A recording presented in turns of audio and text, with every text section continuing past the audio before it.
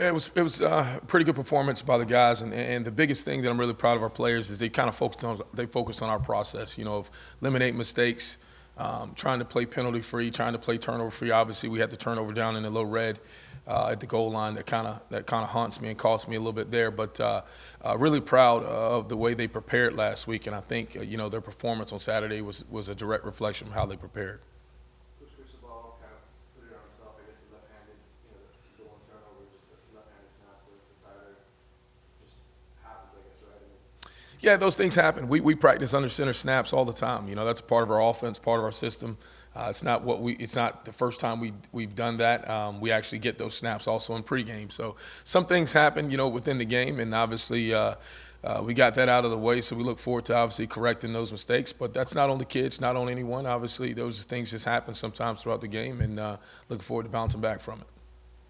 What stood out about your first game coaching Tyler? What stood out from it? Tyler just went through his reads the correct way. He really managed the game the right way, and obviously did a great job finding some check downs early, which I thought was very, very important. Being able to get the ball to the back when pressure showed in his face, so you saw the poise and leadership of him. But then also rallying guys, throughout the game. Keeping them in the game and keeping them focused. Made some big time throws, obviously on a deep shot to Xavier Restrepo. And so you see Tyler's ability. I mean, you see his leadership. Obviously it's everyone's always put that number out there that he's had to throw for 300 plus for so many games. But Tyler's not focused on any of that. Tyler's focused on winning and leading his team to be as successful as we can be. And when you've got a leader like that, you've got truly a special player on your team.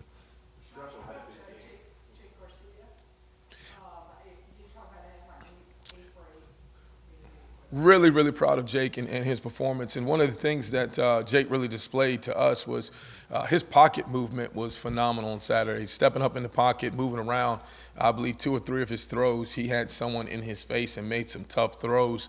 And so to see Jake go out there and execute, I think it goes really far for helping build confidence, obviously not only in himself, but in the players around him. And we truly believe that we've got quarterbacks in our room that can go out and lead us any day of the week in a game scenario. He did. Jakari did, and he did a great job. Obviously he had an opportunity to get in a little early. Obviously there was a false start in on the play, but just the growth of that room and what Coach Ponce has done with those guys in that room, really kind of making those guys play all together and collectively has been really fun to see. And each one of those guys has a role on our team. I know obviously we've got a star quarterback in Tyler, but our backup quarterbacks in Jake and Jakari, they're preparing to be starters. And their number can be called at any point, and we've got the utmost confidence they can go out and lead us to wins. Can you talk about Restrepo's performance and who else stood out to you from the receiver? Yeah, Xavier had another great performance, but it's been a direct reflection of how he's prepared all camp. Every camp, he's a guy that's showing up every day to work. Details, execution. Playing at a very high level. So when you practice at a high level, your game performance is going to be at a very high level as well. And so that came as no surprise to me, and obviously it was very rewarding for him, and that goes a long way as far as his confidence as well. You see Keyshawn Smith, the impact that he made shortening the field. I think when you look at the offensive success, it's directly tied to the special team success of our team. The defensive success and special team success. And so when you're starting at the plus 50 or you're on the other side of the field, you feel pretty good about as a play caller what you're going to call and the plays you're going to put your players in position to be in. And to see guys like Xavier playing on special teams, Keyshawn Smith playing on special teams, you go on and on. Frank Lanson's playing on special teams. We've got a number of guys that are making contributions however they can for the team, and that's ultimately how you build the team first. There were no drops in the game. How big of an accomplishment was that for the guys in your room? It was huge. When you look at it, I think we finished in day 89 or 88% completion percentage. Obviously, I believe the numbers were 21 to 24, and obviously those 3 incompletions were throwaways. Great decisions by the quarterbacks to eliminate any type of negative player sacks. And but that was the expectation kind of going into the game with how those guys had prepared last week. I think we had finally hit our peak the last 2 weeks in practice. And like I say, I always go back to the process. It's a direct reflection of how you practice. And And, we went for about a week not having any type of drops or anything like that. And so, our players, they understand, man. They want to perform at a very high level, and they know they've got to practice at a very high level to do that. Does the coach get any credit for that? Like, what has changed from the first 3 weeks of camp to now to where these guys are catching the ball? Oh, coach gets zero credit for that. This is a player-driven game now. We've got great kids, great players, and the only thing that we get on the coaching side is we get tremendous gratification and pride in going out and seeing our guys being able to be successful. It's great for them. It's great for their families. Obviously, it's great for Miami football and the brand that we have. And so we've got good players. We've got talented players, and we expect those players to be talented players in game-like scenarios. And Saturday was a day that they showed up, and they did deliver.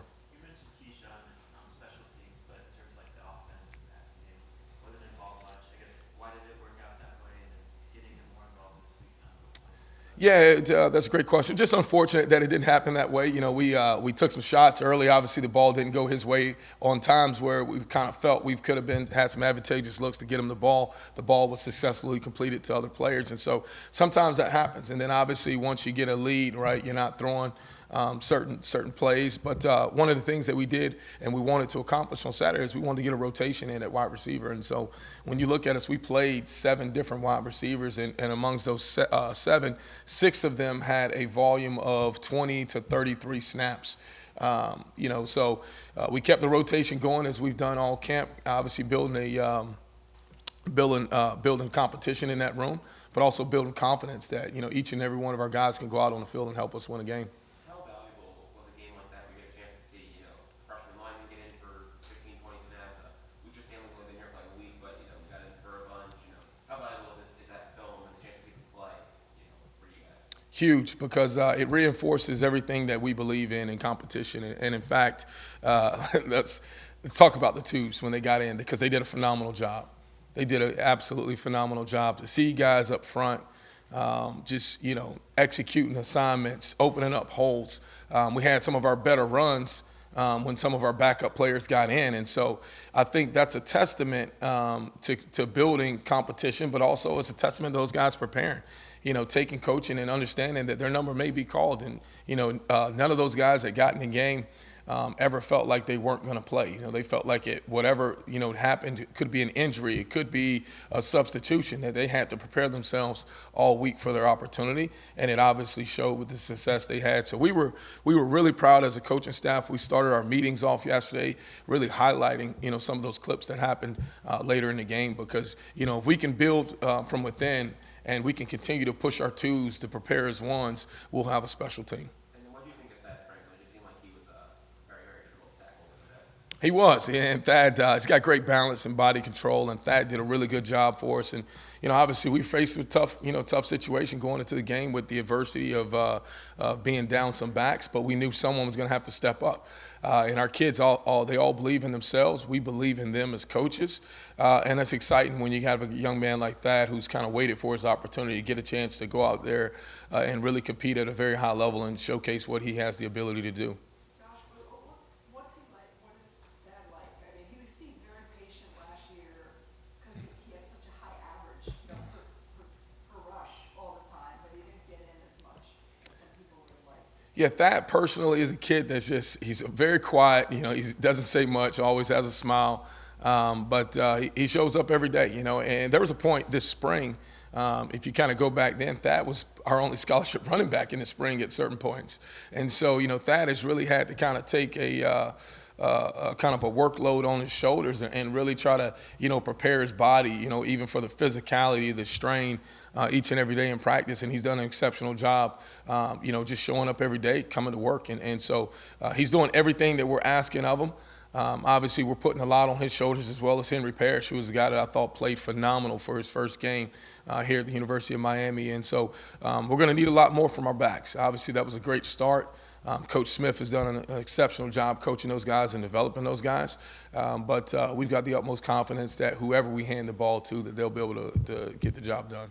I also want to ask you about Southern Miss. Have you ever in any way faced them or anything you know about them and the difference between game one and two you always hear about? Yeah, I think the difference between game 1 and game 2 is obviously going to be a little bit more aggressive style defense. I think this is a This is a team coming in here with a chip on their shoulder. Obviously, they lost a very tough game this past week in 4 overtimes, and got a ton of talented players on the defensive side. Very aggressive defensive play caller. I think their blitz rate is at about 50%, and so they bring it. So we're going to have some challenges up front. Obviously, blocking movement, being able to ID things, and make sure we keep our quarterback clean and protection. And so we're looking forward to it. Obviously, we know each week as we show who we are, people are going to try to defend what we do best. And that's one of the things that you have to be conscious about in college football is also self-scout yourself. Figure out how people are going to try to attack you and try to have the answers for it. Well, there are a few more for Coach Well, I Gattis. just want to follow that up with the difference between your guys. Supposedly you make the most improvement team from game 1 to 2. Is that true or what's that like? Well, yes, you do, but I think for the maturity of our team, it's focusing on the process of just being 1-0 each week, and so that process for us is going to be how well do we handle success.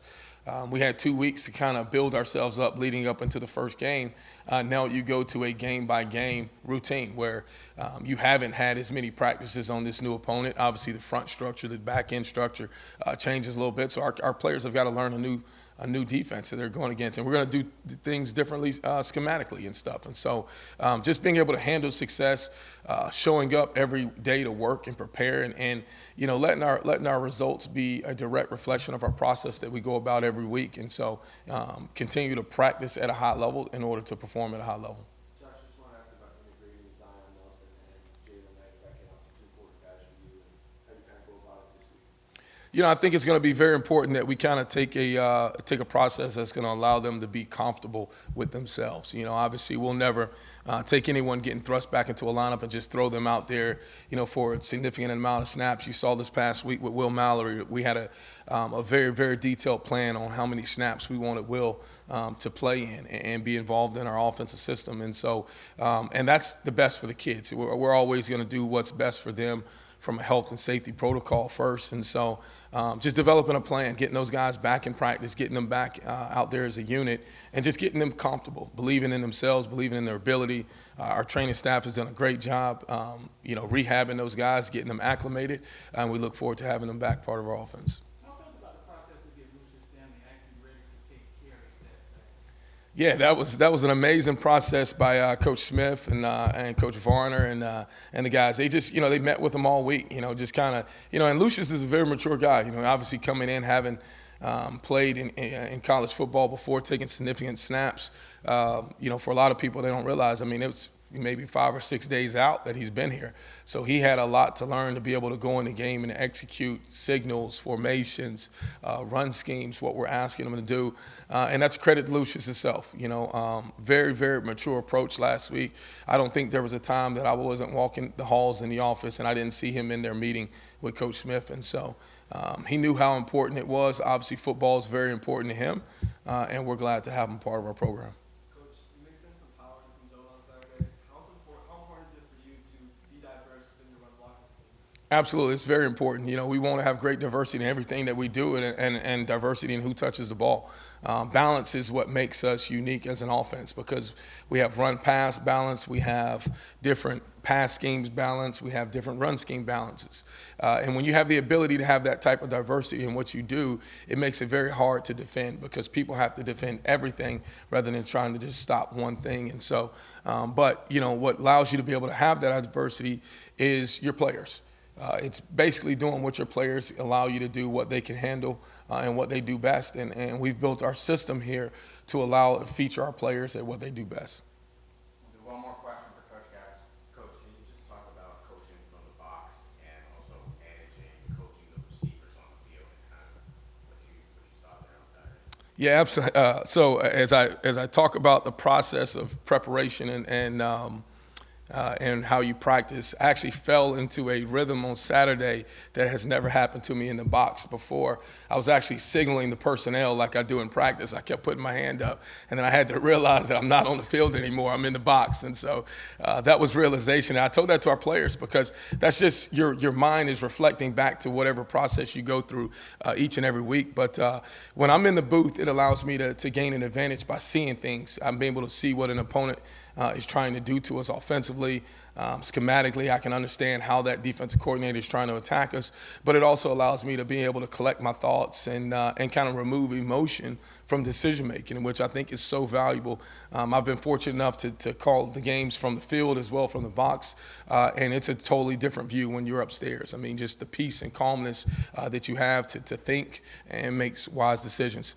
Our receivers were obviously managed by a group of individuals on the field, and Coach Crutchfield, our graduate assistant, who's been right-hand man to me for a number of years, who I've had the chance to work with at previous institutions. He was help managing our receivers as well as some of our analysts on the sideline. Obviously, just being there to be involved, Coach Cooney, Coach Thompson, just being there for those guys. You know, being a resource for those guys to instill confidence, and that was the biggest thing for us. It's not necessarily the X's and O's or the technical things. It's when someone leaves the field, man, give that guy a high five. When they do something great, reinforce that they did something positive. That way we can build that confidence up on the sideline and have those guys go out the next series and be very, very confident. Obviously scoring 70 points, no punts, rushing game was very efficient as well as receivers. How do you find motivation for this next game, and how do you really motivate the players to really continue to improve for week 2? Well, believe it or not, we left a lot of meat on the bone. You know, and we started our unit meeting off yesterday watching those plays that we felt like could have been better. The difference between an 8-yard gain and a 25 or a potential touchdown. So there's still a ton of room to grow. Technique, fundamentals, footwork, hat placement, finishing, intent of plays. And so we've got to show up hungry and eager, more eager to learn this week, and that's going to be the challenge, handling that success, but still keeping ourselves in a humble mindset that we're going to be a direct reflection of our process. And so if we focus on the process of winning each week, the results will come with it. Awesome. Thanks, Coach. Thank you, guys. Take care.